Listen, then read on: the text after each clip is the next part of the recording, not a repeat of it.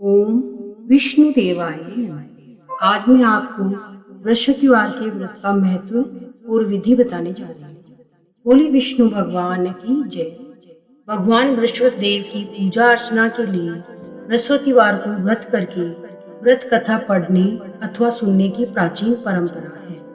बृहस्पतिवार का व्रत करने और व्रत कथा सुनने से सभी मनोकामनाएं पूरी होती है।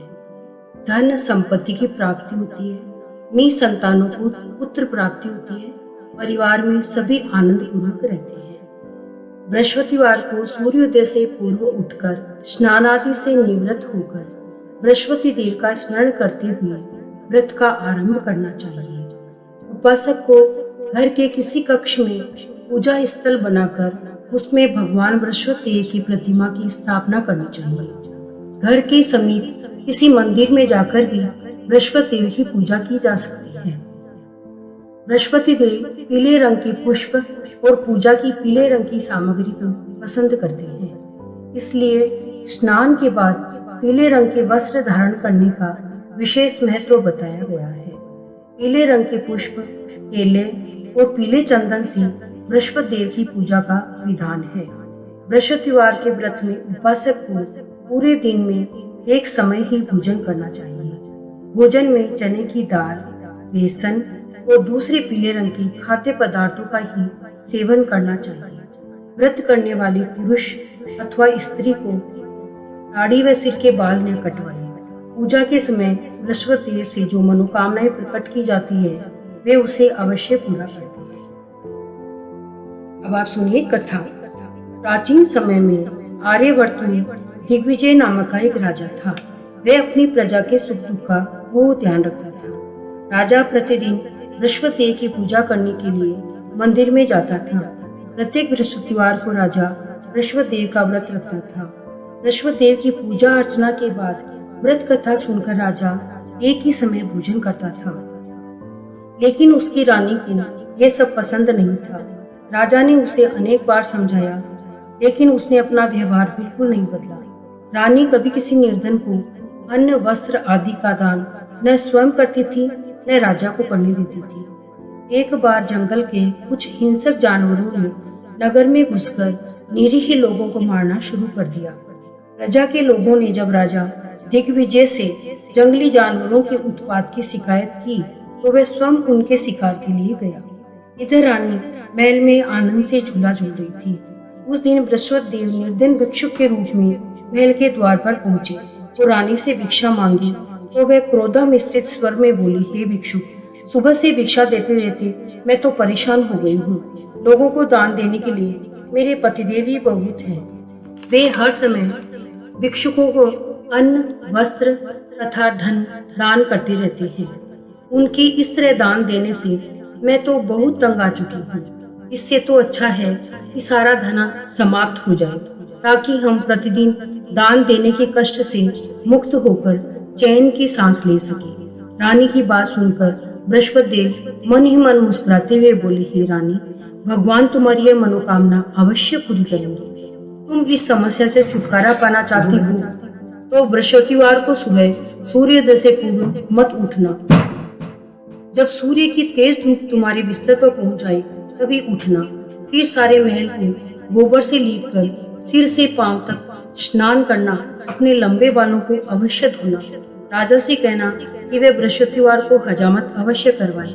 राजा को भोजन में मांस, मदिरा अवश्य देना।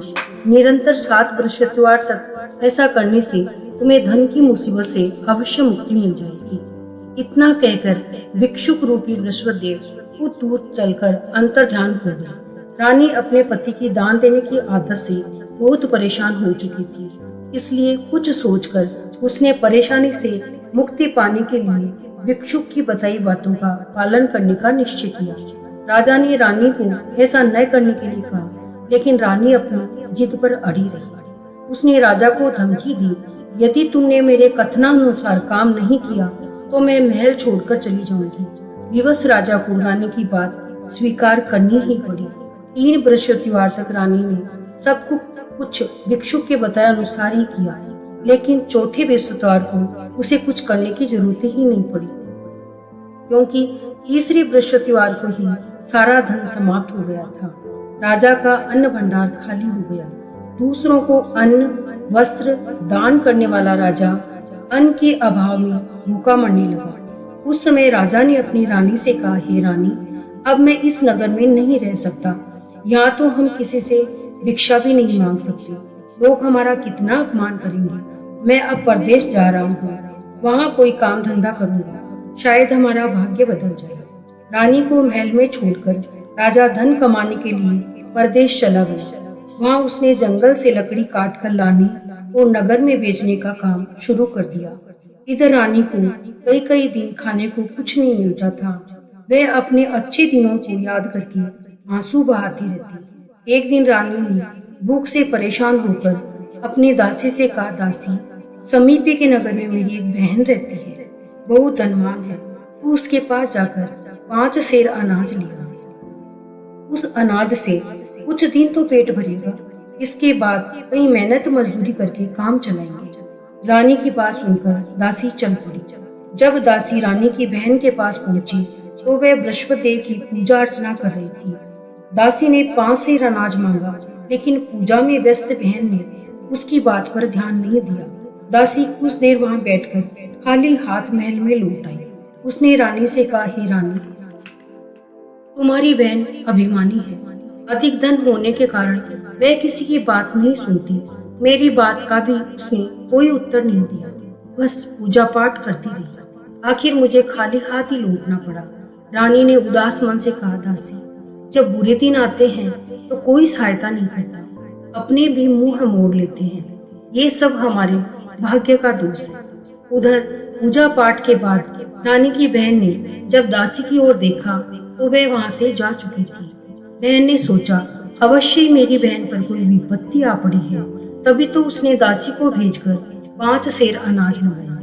यह सोचकर घोड़ा गाड़ी में सवार हो रानी से मिलने के लिए चल पड़ी। रानी के महल में पहुंचकर उसने कहा, बहन, मुझे क्षमा करना। जब तुम्हारी दासी आई थी उस समय मैं बृहस्पति देव की पूजा कर रही थी और पूरी व्रत कथा सुने बिना उठ नहीं सकती थी। विष्णु भगवान का पूजन समाप्त करके जब मैं उठी तो दासी वहां से लौट आई थी। रानी ने बहन को सारी दुख भरी कहानी सुनाकर कहा, मैंने दासी को 5 सेर अनाज लाने के लिए भेजा था। बहन ने रानी की कहानी सुनकर कहा, बहन, मैं बृहस्पति देव का व्रत करके बृहस्पति देव की पूजा करती हूँ। वे सबका कल्याण करते हैं। तुम भी बृहस्पति देव का स्मरण करके अपने महल के किसी कक्ष में जाकर देखो, शायद कहीं अनाज मिल जाए। बहन की बात सुनकर रानी ने मन में सोचा, उसकी धनवान बहन अवश्य ही उसका उपहास कर रही है। लेकिन भगवान बृहस्पति देव का नाम लेकर वह महल के एक कक्ष में गई। उस कक्ष में एक घड़ा रखा था। रानी ने उसमें हाथ डालकर टटोला तो सचमुच उस घड़े में अनाज भरा हुआ था। रानी बहुत हैरान हुई। उसने अपनी बहन से कहा, बहन, मुझे भी बृहस्पति देव की व्रत की विधि बताओ, अब मैं भी उसका व्रत किया करूंगी। तब बहन ने उसे बताया, रानी, बृहस्पतिवार को सूर्योदय से पूर्व उठकर स्नान करके बृहस्पतिवार का व्रत करना चाहिए, लेकिन उस दिन सिर नहीं धोना चाहिए। चने की दाल, मुनक्का या किशमिश लेकर केले के वृक्ष के पास जाकर उसकी जड़ से बृहस्पति देव की पूजा करनी चाहिए। घी का दीपक जलाकर रखना चाहिए। उस दिन एक ही समय भोजन करें। भोजन में चने का आटा और पीले खाद्य पदार्थ ही ग्रहण करें। बृहस्पतिवार का व्रत करने से घर में धन संपत्ति की वर्षा होती है, अनाज के भंडार भर जाते हैं। इस व्रत को विधिवत करने से निसंतान को पुत्र की प्राप्ति होती है। बहन के वचन सुनकर रानी ने तुरंत ही बृहस्पति देव के व्रत करने का निश्चय कर लिया। 7वें दिन जब बृहस्पतिवार आया तो रानी ने बृहस्पतिवार का व्रत किया। कहीं से मांगकर उसने चने और गुड़ का प्रबंध किया। चने की दाल और मुनक्का, केले की जड़ से विष्णु भगवान का पूजन किया और घी का दीपक जलाकर बृहस्पति देव की पूजा की। रानी भगवान विष्णु के भोग के लिए अन्न का कहीं से प्रबंध नहीं कर सकी, अतः मन ही मन परेशान होने लगी। उधर बृहस्पति देव रानी की विधिवत व्रत करने के निर्णय से बहुत प्रसन्न हुआ, अतः वह अपना रूप परिवर्तित करके 2 थाली पीला भोजन लेकर रानी के घर पहुंचकर बोली, ये दासी, तुम्हारी रानी के लिए व्रत का पीला भोजन लेकर आया हूँ। भोजन देकर वह चली गई। दासी ने रानी से बृहस्पति देव को भोग लगाकर उसे भोजन करने के लिए कहा। रानी को कुछ पता नहीं था। वह दासी से बोली, दासी क्यों निर्धनता में मेरा उपवास करती है? तब दासी ने कहा, अभी अभी कोई आदमी मुझे 2 थाली पीला भोजन देकर गया है। वेशभूषा से तो मुझे वे कोई पुजारी जान पड़ता था। रानी ने बृहस्पति देव का भोग लगाया, फिर दासी के साथ बैठकर भोजन किया। रानी प्रत्येक बृहस्पतिवार को विधिवत व्रत करके बृहस्पति देव की पूजा करने लगी। रानी की व्रत करने से बृहस्पति देव बहुत प्रसन्न हुए। रानी के महल में धन की वर्षा होने लगी। कुछ ही दिनों में रानी के पास काफी धन एकत्र हो गया। उसके अन्न भंडार भर गए। इतना सब कुछ होने से रानी फिर पहले की तरह आलसी और अभिमानी हो गई। एक दिन रानी ने किसी भिक्षुक को आलस्य के कारण खाली हाथ लौटा दिया। तो दासी ने कहा, रानी जी आप फिर पहले की तरह धन संपत्ति पाकर आलसी हो गई हो। निर्धन को अपने द्वार से खाली हाथ लौटाना अच्छा नहीं होता। बृहस्पति देव की अनुकंपा से हमें अत्यधिक धन और अन्न मिला है, इसलिए आलस्य छोड़कर हमें निर्धनों को दिल खोलकर दान देना चाहिए। दान करने से आपके परिवार का नाम होगा और बृहस्पति देव प्रसन्न होकर आपका कल्याण करेंगे। दासी की बात सुनकर रानी ने निर्धनों को दान देना शुरू कर दिया। कई निर्धन ब्राह्मणों को धन देकर उनकी कन्याओं के विवाह में सहायता की। रानी की सब जगह प्रशंसा होने लगी। धन संपत्ति पाने पर रानी को राजा की याद सताने लगी। रानी ने एक दिन दासी से कहा, दासी पता नहीं मेरे स्वामी परदेश में किस हाल में होंगे, मुझे अब उनका पता लगाना चाहिए। रानी ने पूजा के समय बृहस्पति देव से प्रार्थना की कि उसके पति को जल्दी घर लौटने का स्मरण कराए। उसी रात बृहस्पति देव ने प्रदेश में रह रहे राजा दिग्विजय को स्वप्न में कहा, हे राजन तुम अपने नगर को लौट जाओ, तुम्हारी रानी तुम्हें बहुत याद कर रही है। राजा सुबह उठकर लकड़ियां काट कर लाने के लिए जंगल की ओर चल पड़ा। जंगल से गुजरते हुए सोचने लगा कि रानी की गलती से कितने दुख भोगने पड़े। राजपाट छोड़कर परदेश में आकर रहना पड़ा। जंगल से लकड़ियां काटकर नगर में बेचकर गुजारा करना पड़ा। उसी समय बृहस्पति देव एक सन्यासी के रूप में राजा के पास पहुंचे। सन्यासी ने राजा से पूछा, हे लकड़हारे तुम किस चिंता में पड़े हो? राजा ने दुखी मन से सारी व्यथा कथा उस सन्यासी को सुना दी। उसकी व्यथा कथा सुनकर सन्यासी ने कहा, हे लकड़हारे तुम्हारी पत्नी ने भिक्षुक को धन नहीं देने के लिए आलस्य किया था। इससे बृहस्पति देव क्रोधित हो गए। उसके क्रोधित होने से तुम्हारी ऐसी हालत हुई। लेकिन अब चिंता करने की कोई बात नहीं। तुम घर लौटकर विधिवत बृहस्पति देव का व्रत करना आरंभ कर दो। बृहस्पतिवार को बृहस्पति देव का व्रत करके चने की दाल गुड़ को जल के बर्तन में डालकर केले के वृक्ष की पूजा करो। इसके बाद व्रत कथा सुनो। स्वयं भी व्रत कथा कह सकती हूँ। राजा ने सन्यासी से कहा, हे सन्यासी मैं बृहस्पति देव की पूजा तो करना चाहता हूँ, लेकिन लकड़ियां काटकर बेचने से बस अपना पेट ही भर पाता हूँ। भगवान की पूजा के लिए धन कहाँ से लाऊं? राजा की बात सुनकर सन्यासी ने कहा कि बृहस्पति देव का स्मरण करके तुम जंगल में जाकर लकड़ियां काटना, फिर उन्हें नगर में ले जाकर बेचना। तुम्हें इतना धन मिल जाएगा कि तुम अपना भोजन के साथ गुड़ और चने भी खरीद सकोगे। ये कहकर सन्यासी ने बृहस्पति देव की कथा लकड़हारे को सुनाई। प्राचीन समय में बसंतपुर नगर में एक निर्धन ब्राह्मण रहता था। ब्राह्मण की कोई संतान नहीं थी। उसकी पत्नी बहुत ही फूहड़ स्त्री थी। वह सुबह काफी धूप निकलने के बाद उठती थी। प्रतिदिन स्नान भी नहीं करती थी। भगवान की पूजा करने की तो कभी सोचती ही नहीं थी। सुबह उठते ही वह पहले भोजन करती थी। घर में सफाई करना उसे कतई पसंद नहीं था। ब्राह्मण अपनी पत्नी के इस आचरण से बहुत दुखी था। भगवान की अनुकंपा से उस ब्राह्मण की पत्नी गर्भवती हुई। उसने 10वें महीने में एक सुंदर कन्या को जन्म दिया। निर्धन ब्राह्मण कन्या के जन्म से बहुत दुखी हुआ। धीरे धीरे ब्राह्मण की कन्या बड़ी होने लगी। बचपन से ही उस कन्या की रुचि भगवान विष्णु की पूजा में थी। वह प्रातः उठते ही स्नान आदि करके भगवान विष्णु की पूजा करने मंदिर में जाती थी और बृहस्पतिवार को व्रत करके विधिवत पूजा पाठ करती थी। पूजा पाठ के बाद वह पढ़ने के लिए पाठशाला में जाती थी। घर से चलते हुए वह मुट्ठी भर जौ साथ लेकर जाती और पाठशाला के रास्ते में थोड़ी थोड़ी जौ गिराती जाती थी। जब वह पाठशाला से घर लौटती तो जौ के वह दाने सोने में बदले हुए मिलते थे। लड़की सभी सोने के दाने बीन लाती थी। एक दिन जब वह सोने के दानों को साफ कर रही थी तो उसकी माँ ने कहा, बेटी, सोने के दाने साफ करने के लिए सोने का सूप भी होना चाहिए। अगले दिन बृहस्पतिवार था। उसने बृहस्पति की पूजा करते हुए प्रार्थना की, हे भगवान, यदि मैंने आपका व्रत विधिवत किया हो तो मुझे सोने का सूप दे दो। बृहस्पति देव ने उसकी मनोकामना पूर्ण करने का वचन दिया। पाठशाला से लौटते समय उसे रास्ते में सोने का सूप पड़ा मिला। वह घर लौटकर सोने का सूप अपनी माँ को दिखाकर सोने के दाने साफ करने लगी। उसी समय नगर का राजकुमार उसके घर के पास से गुजरा। उस सुंदर लड़की को सोने के सूप में जौ साफ करते हुए देखकर राजकुमार उस पर मोहित हो गया। महल में लौटकर राजकुमार ने राजा से उस लड़की से विवाह करने की इच्छा व्यक्त की। राजा ने ब्राह्मण को महल में बुलाकर राजकुमार से उसकी लड़की के विवाह की बात कही। ब्राह्मण तैयार हो गया। दुल्हन बनकर ब्राह्मण की लड़की महल में चली गई। लड़की के चले जाने से ब्राह्मण फिर निर्धन हो गया। उसे कई कई दिन भोजन भी नहीं मिलता था। बहुत दुखी होकर ब्राह्मण एक दिन अपनी लड़की के पास गया। अपने पिता से निर्धनता का समाचार सुनकर उसने बहुत सा धन देकर पिता को विदा कर दिया। उस धन से ब्राह्मण के कुछ दिन तो आराम से कट गए, लेकिन जल्दी ही फिर भूखों मरने की हालत हो गई। ब्राह्मण अपनी लड़की से धन लेने के लिए फिर महल में पहुंचा।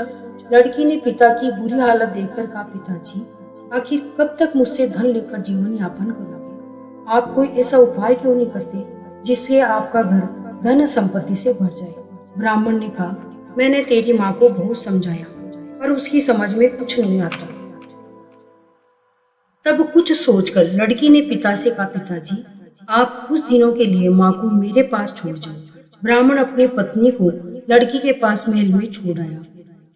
अपनी माँ से कहा, माँ, तुम कल प्रातः उठकर स्नान आदि करके बृहस्पति देव की पूजा करना आरंभ करना। पूजा करने से तुम्हारी दरिद्रता अवश्य दूर हो जाएगी। लेकिन उसकी माँ ने उसकी कोई बात नहीं मानी। तब क्रोधित होकर लड़की ने अपनी माँ को एक कक्ष में बंद कर दिया। सूर्योदय के समय माँ को उठाकर जबरदस्ती उसे स्नान कराया, फिर मंदिर में ले जाकर बृहस्पति देव की पूजा कराई। कुछ दिनों तक ऐसा करने से माँ की बुद्धि में परिवर्तन हुआ और वह बृहस्पतिवार का व्रत रखने लगी। उसके व्रत रखने से ब्राह्मण के घर में भगवान विष्णु की अनुकंपा से धन की वर्षा होने लगी। दोनों पति पत्नी धन संपत्ति पाकर आनंद पूर्वक जीवन यापन करते हुए विष्णु धाम को चले गए। लकड़हारा बने राजा ने सन्यासी से बृहस्पति देव की ये कथा सुनकर बृहस्पतिवार का व्रत करके भगवान विष्णु की पूजा की। उस दिन से उसके सभी क्लेश दूर हो गए। लेकिन अगले बृहस्पतिवार को काम काज में अधिक व्यस्त रहने के कारण उसने बृहस्पति देव का व्रत नहीं किया। बृहस्पति देव लकड़हारे पर क्रोधित हुए और उसे भूल की सजा दी। उस दिन नगर के राजा ने नगर में एक घोषणा करके सबको सूचित किया कि प्रत्येक नागरिक मेरे महल में भोजन करने आए। जो नहीं आएगा उसे अपराधी मानकर भारी दंड दिया जाएगा। लकड़हारा बने राजा ने उस नगर के राजा की घोषणा तो सुनी, लेकिन जंगल से लकड़ी काटकर लाने और बेचने में देर हो जाने के कारण वह समय पर महल में भोजन करने नहीं जा सका। अतः राजा के सैनिक लकड़हारे को पकड़कर महल में ले गए। राजा ने उसे महल में एक कक्ष में बैठाकर भोजन कराया। उस कक्ष में एक खूंटी पर रानी का सोने का हार लटका हुआ था। लकड़हारा अकेला उस कक्ष में भोजन कर रहा था। तभी उसे एक आश्चर्यजनक घटना देखी।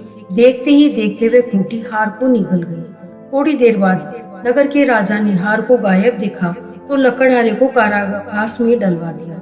लकड़हारा अपने भाग्य को कोसने लगा। तभी उसे जंगल में मिले सन्यासी का स्मरण हुआ।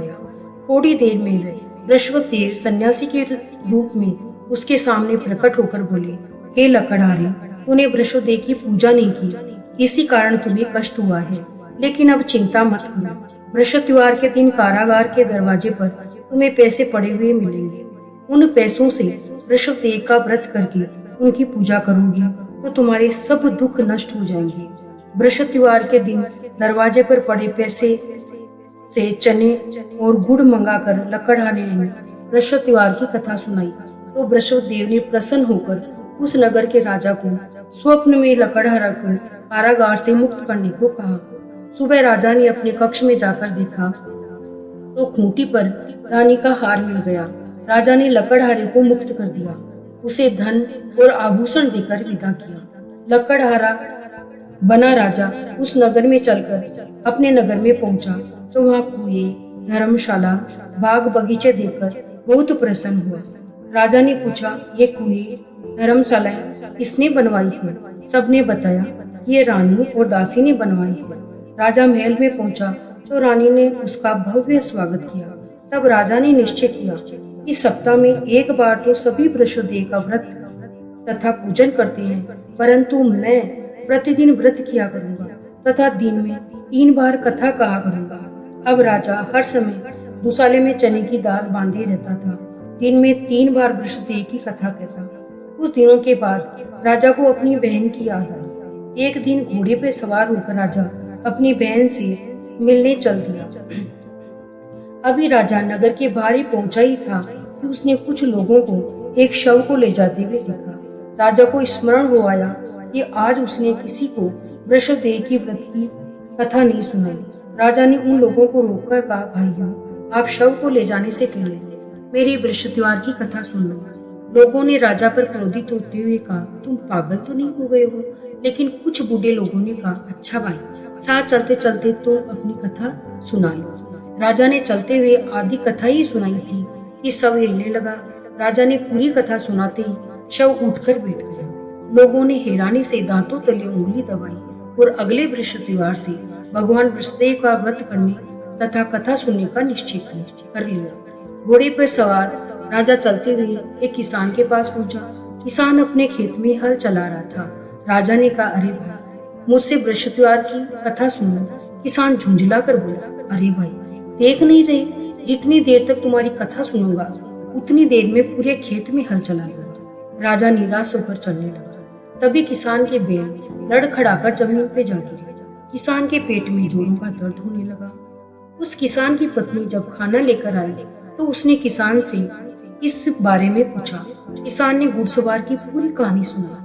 किसान की पत्नी दौड़ती हुई राजा के पास पहुंचकर हाथ जोड़कर बोली, भैया, मैं तुम्हारी कथा सुनने को तैयार हूँ। राजा ने उसके साथ खेत पर पहुंचकर वृषत्यार की कथा सुनाई। तभी बैल उठकर खड़े हो गए। किसान के पेट का दर्द भी तुरंत ही ठीक हो गया। राजा अपनी बहन के घर पहुंचा तो उसकी बहन आवभगत हुई। अगले दिन सुबह उठकर राजा ने देखा घर के सभी लोग भोजन कर रहे हैं। किसी भूखे को वृषत्यार की कथा सुनाए बिना राजा भोजन नहीं करता था। उसने बहन से पूछा, बहन, क्या घर में ऐसा कोई व्यक्ति है जिसने अभी तक भोजन नहीं किया हो? उसकी बहन बोली, भैया, हमारे घर में तो क्या, पूरे नगर में ऐसा कोई व्यक्ति नहीं मिलेगा जिसने सुबह सुबह भोजन नहीं किया हो। तब राजा बहन के घर से निकल कर उस नगर में बिना भोजन किए हुए व्यक्ति की तलाश करने लगा। एक गडरिया के घर में उसका बेटा बीमार होने के कारण भूखा रह गया था। राजा ने उस बेटे को जाकर वृषत्यार की कथा सुनाई। कथा सुनते सुनते गडरिया का बेटा बिल्कुल ठीक हो गया। सबने राजा की बहुत ही प्रशंसा की। एक दिन राजा ने अपनी बहन से कहा, बहन, अब हम अपने घर जाना चाहते हैं, तुम भी हमारे साथ चलो, कुछ दिन वहाँ रहकर लौट आना। राजा की बहन ने अपनी सास से पूछा तो सास ने ताने देते हुए कहा, बहू, मायके जाना है तो अकेली जाना, मेरे पोतों को तो नहीं ले जाना।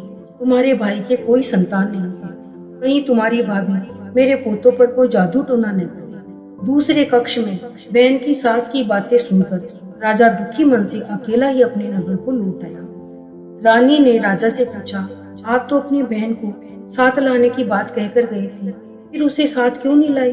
राजा ने दुखी होते हुए कहा, रानी, हम निसंतान हैं, इसलिए कोई हमारे घर आना पसंद नहीं करता। रानी ने राजा को समझाया, हे प्राणनाथ, हमें वृषदेव ने सब कुछ दिया है, अब वृषदेव हमें संतान भी अवश्य देंगे। वृषत्यार को विधिवत व्रत करते हुए राजा रानी ने वृषदेव से संतान के लिए प्रार्थना की।